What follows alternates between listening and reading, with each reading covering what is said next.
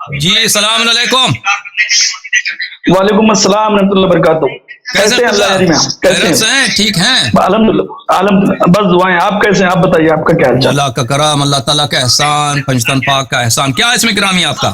اصل میں اس میں گرامی بہت بڑا ہے، مگر بابا جان کے نام سے انشاءاللہ سب جانتے ہیں پورے ہندوستان میں. خدا آپ کو عزت دے. آپ کا لقب جو ہے، اگر گستاخی نہ ہو تو ابھی میں یاد کرتا ہوں، آپ خانقاہ چلاتے ہیں، ٹھیک ہے؟ خانقاہ کے سربراہ ہیں، ایک سلسلے کے آپ پیر ہیں، درست ہے؟ برابر برابر. ہاں، آپ ایسے بتائیں نا، کوئی حرج نہیں ہے، حضرات استفادہ کریں گے، سیکھیں گے. اصل میں ہم جو ہیں سلسلے سلسلہ چشتیہ، اور آپ کا تعلق ہے اور اہل سنت جماعت سے، ٹھیک ہے؟ آپ شیعہ نہیں ہیں؟ ہاں، اہل سنت والجماعت سے میرا تعلق ہے. اور ہم لوگ جو ہیں سرکار غریب نواز کے ماننے والے ہیں. ہندوستان میں آپ جانتے ہیں اجمیر شریف میں بڑی مزار ہے غریب نواز کی. اور دوسرا تعلق میرا ہے دیوا شریف، یو پی میں ایک جگہ ہے جہاں پر وارث پاک عالم پناہ کی ایک مزار ہے، جو مطلب تاجیہ دار بزرگ تھے جنہوں نے تاجیہ داری سکھائی ہے ہندوستان میں بہت لوگوں کو. اہل بیت کے بہت محب تھے، بہت چاہنے والے بزرگ تھے سرکار وارث پاک عالم پناہ. تو میرا یہ دو خانقاہوں سے تعلق ہے اور میں یہ دونوں سلسلے لے کر چلتا ہوں.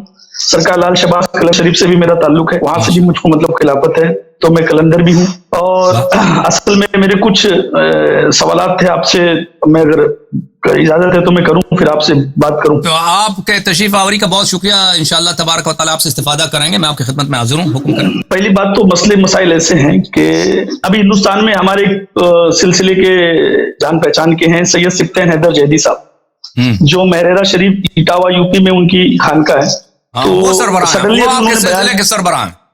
نہیں، سلسلے کے سربراہ نہیں، سلسلے کے سربراہ نہیں ہے. ان کی خانقاہ الگ ہے، ان کا سلسلہ الگ ہے، مگر جو کہ وہ بھی محبان اہل بیت ہیں اور ہم لوگ بھی محبان اہل بیت ہیں. تو مطلب کہ ایک علی والا ایک علی والے سے ویسے بھی محبت رکھتا ہے، مومن سے مومن کی محبت ایسی بھی ہو جاتی ہے. الحمدللہ. تو میرا ایک مطلب سوال تھا، انہوں نے ایک مطلب کال اپنا ایک ظاہر کیا، ایک اپنی خانقاہ سے انہوں نے ایک بات بلند کی، ایک آواز بلند کی. انہوں نے ایک جملہ استعمال کیا کہ خلافت جو ہے وہ اپنی جگہ پہ ٹھیک ہے، مگر ہم مولا علی علیہ السلام کو بعد نبی افضل مانتے ہیں. اور دوسرا جملہ انہوں نے کہا کہ ہم جو ہیں سرکار ابو طالب کو مومن مانتے ہیں، اور انہوں نے اپنا کال وغیرہ پیش کیا. تو میرا ایک سوال ہے جیسے کہ اہل تشریح حضرات سے، کہ خلافت کا جو معاملہ آتا ہے، جب بھی خلافت کی بات، تو اہل سنت بولتے ہیں مولا علی چوتھے نمبر پہ ہیں. اور آپ لوگوں میں اس کا کیا مطلب رائے ہے؟ اگر صحیح سے دیکھا جائے آپ کی کتاب میں یا ہماری کتاب میں، تو خلافت کا مسئلہ اصل میں کیا ہے اور اس کو اگر کیسے سمجھا جائے؟ کیونکہ اگر مولا علی علیہ السلام کو ہم افضل مان رہے ہیں تو اہل سنت میں کچھ لوگ جو ہیں، ہم لوگ جیسے لوگ ہیں، مولائی جو پنجتنی ہے، جو حسینی ہے، جو تاجیہ داری کرتے ہیں، علمداری کرتے ہیں، تو ہمارا کہ ہم بعد رسول مولا علی کو افضل مانتے ہیں. مگر سبطین میں نے ایک جملہ وہاں رکھ دیا، خلافت اپنی جگہ پہ حق ہے، جو ہے وہ برابر ہے، مگر ہم روحانیت میں مولا علی علیہ السلام کو افضل مانتے ہیں. تو اس پہ آپ لوگوں کا کیا ڈیفینیشن ہے؟ میں آپ لوگوں کی بات سمجھنا چاہتا ہوں. دیکھیں، عرض یہ ہے آپ کی خدمت میں کہ افضلیت آپ مانتے ہیں، بڑی بات ہے. خلافت یعنی رسول پاک صلی اللہ علیہ وسلم کی جانشینی، ان کے بعد کس کی اتباع کرنا ہے. تو جن کی یہ بات رسول پاک صلی اللہ علیہ وسلم نے ادھوری نہیں چھوڑی ہے، یعنی امت کو حیران نہیں چھوڑا کہ آپ میرے بعد کس کی اتباع کریں. ابھی ایک بھائی نے کال کیا تھا، وہ سکر سے کہہ رہے تھے کہ وہ مدرسے میں وہ پڑھے تھے، وہ کہہ رہے تھے میرے دوست جو جن کی سبزی کی دکان ہوتی ہے، وہ سبزی کی دکان کو ایسے ہی چھوڑ کے نہیں جاتے. وہ ایک ایسے شخص کو وہاں پہ بٹھاتے ہیں کہ کام ہو، جن کو سبزی بیچنا آتا ہو، سبزی کے جو نرخ ہے، جو ریٹ ہے، بھاؤ ہے، وہ آتا ہو، جو اس دکان کو چلا سکتا ہو. اس کو جب تک وہ نہ ملے وہ دکان کو نہیں چھوڑتے. جب ایسا آدمی ملے اس کو رکھتے ہیں، پھر وہ دکان کو چھوڑ کے جاتے ہیں. تو رسول پاک صلی اللہ علیہ وسلم جب دنیا سے گئے ہیں، خلافت یعنی جانشینی، ان کے بعد مسلمین کا امام کون ہے، پیشوا کون ہے، صرف افضلیت کی بات نہیں ہے، ان کا پیشوا کون ہے. تو لازمی بات ہے، پہلی دلیل یہ ہے کہ رسول پاک صلی اللہ علیہ وسلم نے اس کو بالکل ایسے بیان نہ کیا ہو. یہ بالکل غلط بات ہے، انہوں نے بیان کیا. وہ کون ہے؟ وہ امیر المؤمنین علیہ السلام ہے. ان کے بعد امام حسن علیہ السلام، ان کے بعد امام حسین علیہ السلام، ان کے بعد امام علی ابن الحسین زین العابدین علیہ السلام. 12 امام ہے. اس کے نصوص بہت زیادہ ہیں، احادیث بہت زیادہ ہیں، انہوں نے بیان فرمایا. اور رسول پاک صلی اللہ علیہ وسلم نے یہ حدیث بہت مشہور ہے کہ میرے بعد ثقلین کی اتباع کرنا، اور ثقلین کتاب اللہ اور عطرت ہیں، اور جب تک ان کو تم اتباع کرو گے تو تم کبھی گمراہ نہ ہو جاؤ. اور اہل بیت علیہم الصلوۃ حوالے جو آپ دے رہے ہو سب اہل سنت سے دے رہے ہو نا, اہل سنت کی کتب سے دے رہے ہو نا؟ بالکل, حدیث ثقلین سب اہل سنت کی کتابوں سے ہے. اور جی ہاں, امیر المؤمنین علیہ السلام کی امامت سب اہل سنت کی کتابوں سے ہے. امام حسن امام حسین علیہ الصلوۃ والسلام کے حوالے مخالفین آپ لوگوں کی کتابوں سے ہے. تو اگر آپ میرے جو کلپس ہیں اسی یوٹیوب چینل میں دیکھیں تو اس میں بہت سارے حوالے جات مذکور ہیں. تو میں آپ کو بالاجمال بتاتا ہوں کہ ہمارا جو پوزیشن ہے وہ کیا ہے. یہ پوزیشن ہے کیا ہے اس متعلق. تو یہ ایک یہ ہے کہ جو جس کو پیغمبر صلی اللہ علیہ وسلم نے جانشین بنایا ہے بلا شک بلا رائب, اس کی جگہ کسی اور کی اتباع کرنا یہ گمراہی ہے. پہلی بات یہ. دوسری بات یہ کہ آپ خود افضل مانتے ہیں, جو یعنی بہترین. افضل یعنی کیا؟ جو بہترین ہے. امامت کے لیے وہ جو بہترین ہے وہ متعین ہے. عقل یہی کہتا ہے, عقل یہی کہتا ہے جو بہترین ہے. اگر میرے پاس 5 ٹیچر ہیں, ایک بہترین ہے, تو میں بہترین کے. آپ خود کہتے ہیں کہ آپ لوگوں کا عقیدہ ہے خلافت اپنی جگہ لیکن افضل علی علیہ السلام. تو آپ اگر بھی آپ اس بات کو اسی بات کو ہی مان لینا, یعنی بہترین افضل, سب سے تقوی میں سب سے بالا, علم میں سب سے بالا, شجاعت مردانی میں سب سے والا, نسب میں سب سے والا, جود و کرم میں سب سے والا, سب سے بہترین. تو لازمی بات ہے ہم بہترین کی اتباع کریں گے رسول پاک صلی اللہ علیہ وسلم کے بعد. اور جو بہتر پہ مقدم ہوتا ہے وہ بہتر پہ ظلم ہے بہترین پہ. جو بھی شخص مثلا ابھی ایک کلاس روم ہے, اس کے لیے ٹیچر کی ضرورت ہے. 5 ٹیچر ہیں یہاں پر یا 10 ٹیچر ہیں, ایک ان میں سے بہترین ہے. اگر آپ جو بہترین نہیں ہے اس کو مقدم رکھتے ہیں اور بہترین سے کہتے ہیں کہ آپ اس سے سیکھو, یہ ظلم ہے, بہترین پر ظلم ہے. اور کلاس والوں پر بھی ظلم ہے. لیڈر وہی ہونی چاہیے, ٹیچر وہی ہونی چاہیے, گائیڈ وہی نہیں ہونی چاہیے جو بہترین ہے. تو آپ کا جو بات ہے وہ بھی اس کے روح سے بھی لازم آتا ہے کہ بہترین کی مانی جائے. اب یہ عقیدہ مخالفین میں کافی عام ہے, آپ کے جماعت اہل سنت و جماعت میں کافی عام ہے. بہت سارے لوگ ہیں جو کہتے ہیں کہ رسول پاک صلی اللہ علیہ وسلم کے بعد جو افضل ہے وہ حضرت علی علیہ السلام ہے, لیکن خلافت وہی صحیح, خلافت جو ہے خلافت کا سلسلہ وہی ہے. کیا ابو بکر کی بھی خلافت صحیح ہے؟ یہ اصل میں سب کا عقیدہ نہیں ہے, سب کا نہیں ہے, تمام اہل سنت کا اجماع نہیں ہے. میں کچھ سوال کروں گا پہلے آپ کی.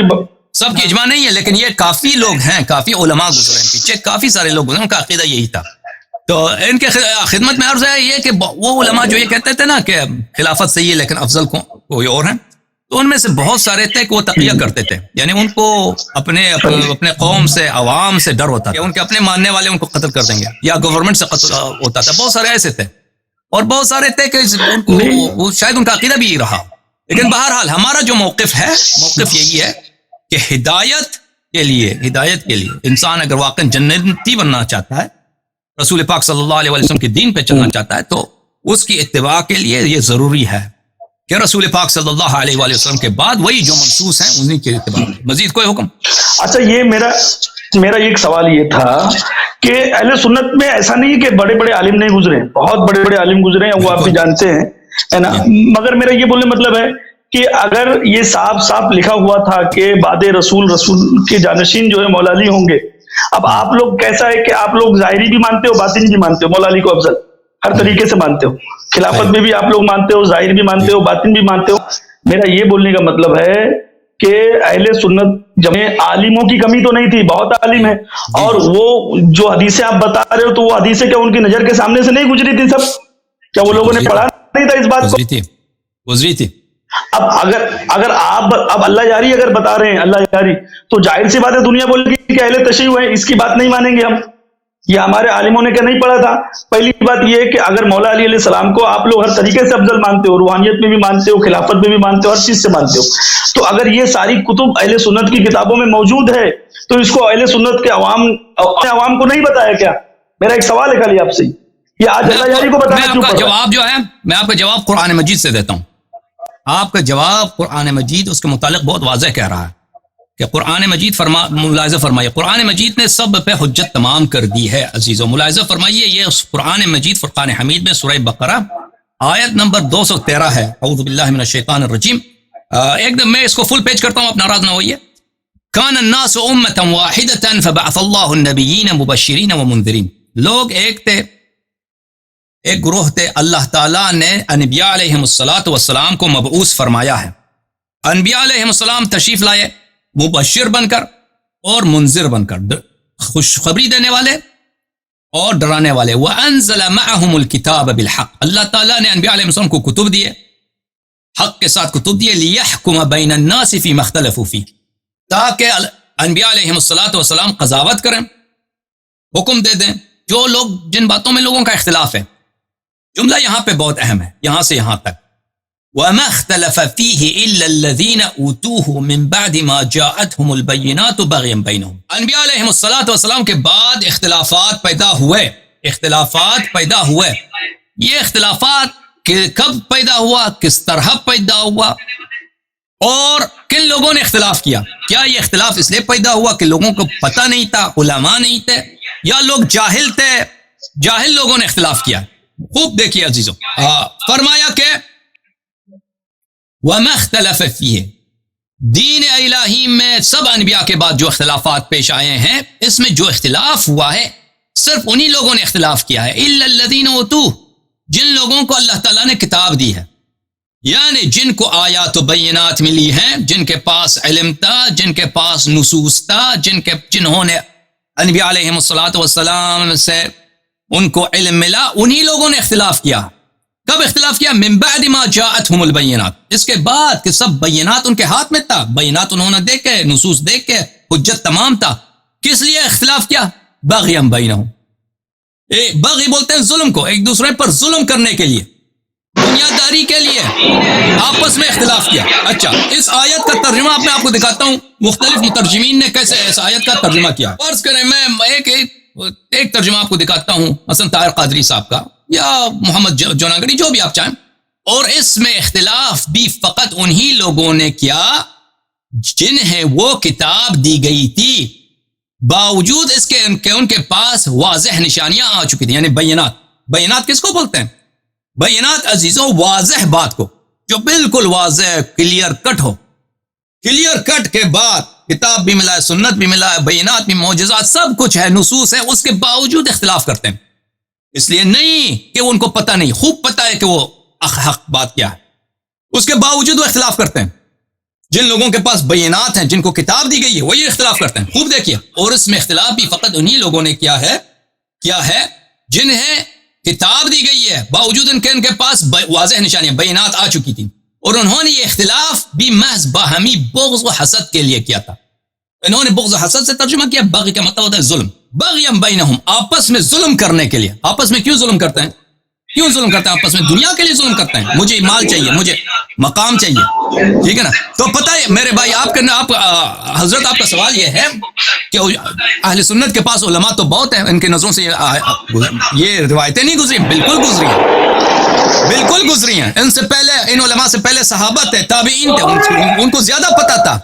وہ ان کو آیات و بینات کا, حدیث کا خوب علم تھا, لیکن وہ لوگوں نے اس لیے اختلاف نہیں کیا کہ ان کو آیات و بینات نہیں معلوم تھی. آیات و بینات معلوم تھی, لیکن اس لیے اختلاف کیا, ان کو دنیا سے محبت تھی, اور ظلم کرنا چاہتے. بغیم بینہم, ظلم کرنا چاہتے. کس پر؟ اہل بیت طاہرین علیہ السلام پر. اہل بیت طاہرین علیہ السلام کے مقامات پر ان کو حسد تھا, ان کو رشک تھا کہ امامت ان کے پاس ہے, خلافت ان کے پاس ہو, کیوں ہمارے پاس نہ ہو. تو اس بات کی وجہ سے اختلافات ہوئے ہیں, اور علماء کو یہ سب باتیں معلوم ہیں. علماء چھپاتے ہیں, علماء مخفی رکھتے ہیں, ہمیشہ تاریخ میں ہی رہا.